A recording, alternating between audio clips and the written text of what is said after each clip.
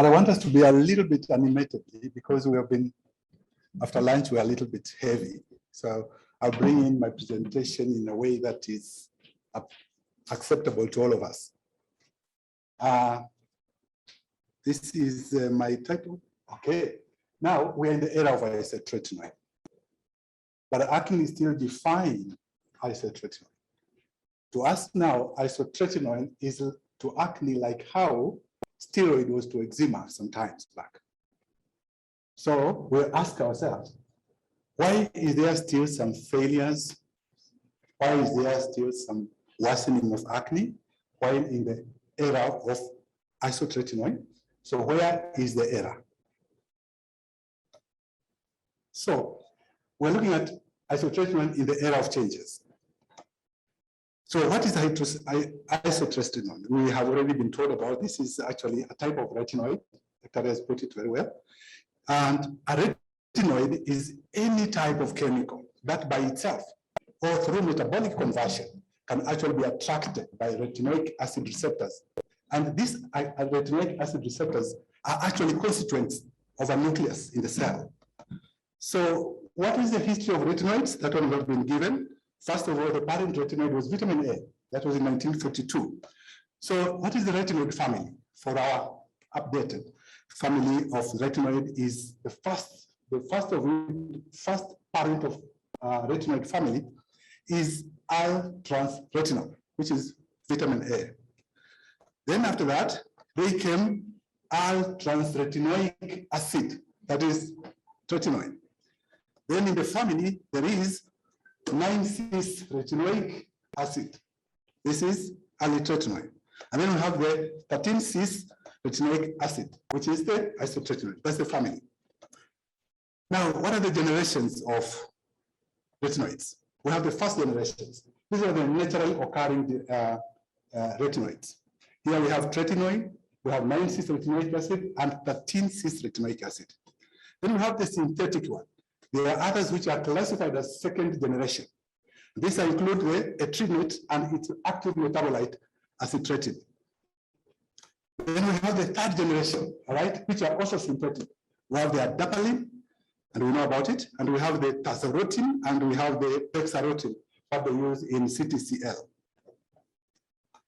So let us look at the game changers, the retinoic acid receptors. If you block this, then isotretinoin will not have function. So these are the game changers. So retinoic acid receptors are actually found in cell nucleus, and they are the docking places for retinoids. So when a patient takes a retinoid, it is converted, or by its own direct effect, it docks and lands in the retinoic acid receptors. And by so doing, it causes some transcription. So this is what will happen. So there is a transcription that will occur. The DNA will now transcribe to messenger RNA, and then this one will affect the genes of the cells. That's why, that's how isotretinoin and other retinoids actually work to reorganize epithelialization. Okay, so what are the transcription factors? We know that these are factors that are able to convert DNA into messenger RNA for purposes of changing the cell structure, the cell arrangement, and organization. So let us look at the player itself, isotretinoin in the player. This we will jump over it because Dr. has already done very good presentation on that, right?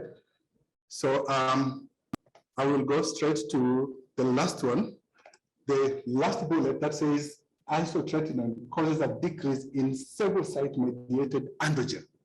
So where there is androgenetic acne, as Dr. Temes also put it, therefore isotretinoin also will work there.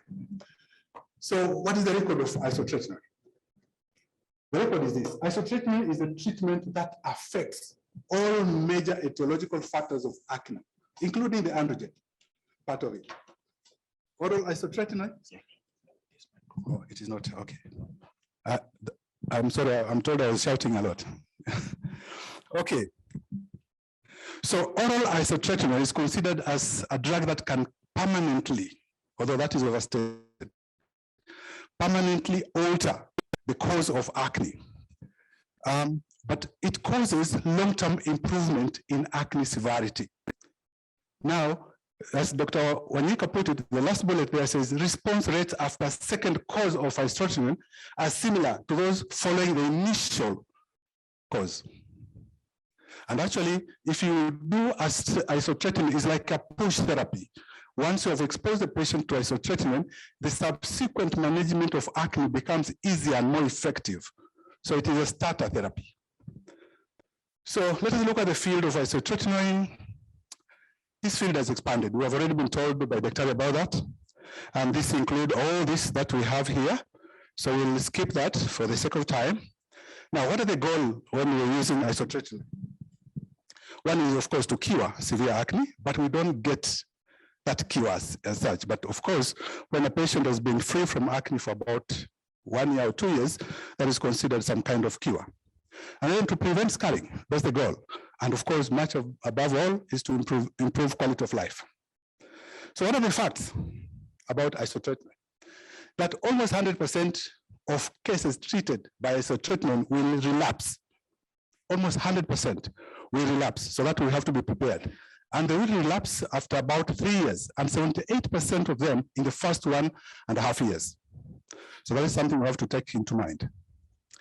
Now, only a minority of patients actually get cured, only 40%. So that one is not very clear in the goal.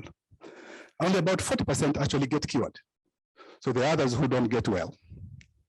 Now, topical therapy and other antibiotic treatment still are needed as patient is on isotretinoin or after isotretinoin. All right. So in about 20% of patients, there's a requirement for, or there will be need for a second dose. And we know the fact is that the higher the dose, the fewer the relapses.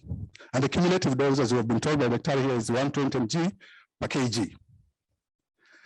Now, one of the factors that the courage to give higher doses is lacking. And especially when your indemnity is 200,000. So you may not be very, very willing to give higher doses. But we have been told higher doses are better. All right? So the other fact is chances for relapse are higher in teenage patients treated with isotretinoin. That's a fact we need to take to the bank. And the other fact is that whichever the brand, the cost of isotretinoin is beyond reach of many people.